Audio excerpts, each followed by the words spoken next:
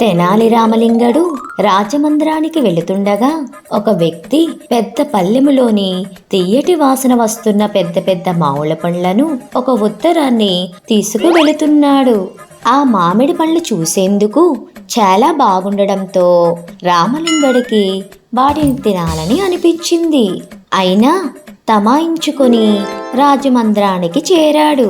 అతని వెనకాలే మామిడి పళ్ళు పళ్ళెముతో లోపలికి వచ్చిన వ్యక్తి, రాజా, వీటిని మీకోసం పక్క రాజపు రాజు పంపించారు. ఈ పళ్ళు తిన్న వాళ్ళకి దీర్ఘాయుష్షు ప్రాప్తిస్తుందని సందేశం అన్నాడు.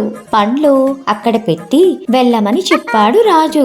ఎదురుగా ఉన్న పండ్లను చూసి రామలింగడికి బాగా నోరూరింది. వెంటనే అందులోని ఒక పండును తీసుకొని కొరికాడు.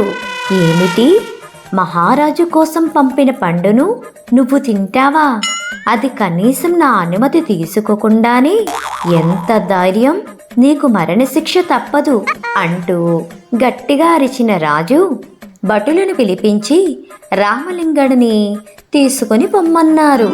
వాళ్ళు రామలింగడిని పట్టుకోగానే, అమ్మో, పక్క రాజపు రాజు ఎంత దుర్మార్గుడు! మంచి పండ్లని చెప్పి ఎలాంటి పండ్లను మనకు పంపాడు? ఈ పండు ముక్కను కొరికినందుకే వెనువెంటనే నాకు చావు మూడింది. అదే పండు మొత్తం తిన్నవాడు ఏమైపోతాడో అంటూ అరవటం మొదలెట్టాడు. రామలింగడి చమత్కారపు మాటలకు రాజుకు విపరీతంగా నవ్వు వచ్చింది. అతని వదనమని చెప్పడమే కాకుండా కొన్ని పండ్లను కూడా రామలింగడికి ఇచ్చి పంపాడు. మా ఛానల్ కనుక మీకు నచ్చినట్లయితే లైక్ చేయండి, షేర్ చేయండి, కామెంట్ చేయండి. అలాగే సబ్స్క్రైబ్ కూడా చేసుకోండి.